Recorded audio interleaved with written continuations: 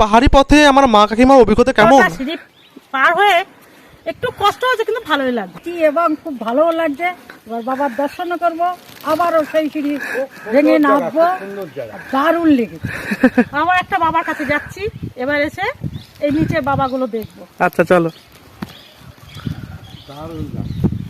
সত্যি আমার ওই যে দেখতে পাচ্ছেন নীল আভাযুক্ত সবুজে ঘেরা পর্বত, ওরই নাম হলো নীলগিরি পর্বত। আর নীলগিরি পর্বতের সামনে রয়েছে এই মানস সরোবর। আর পাহাড়ি পাদদেশে অবস্থিত এই স্বচ্ছ মানস সরোবরের জল কিন্তু অত্যন্ত স্বচ্ছ। এই জল কিন্তু এখানকার লোকাল মানুষরাও খায় এবং আমরাও কিন্তু সেটা খেয়ে দেখেছি, একদম কলের জলের মতন।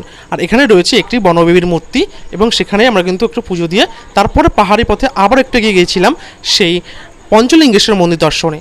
পাহাড়ের উপরে রয়েছে ছোট একটা আশ্রম, সেখানে দেখো একটি মূর্তি রয়েছে ধ্যান অবস্থায়। সেখানে মা কাকিমাকে বসালাম, বসিয়ে বললাম তোমরা একটু বসো, ছবি তুলি। আর দেখতে পাচ্ছ কতটা নিচে আর আমরা কতটা উপরে রয়েছি। তো আজকে ভিডিওটা এইটুকুই, দেখা হবে নেক্সট আর একটা ভ্লগে।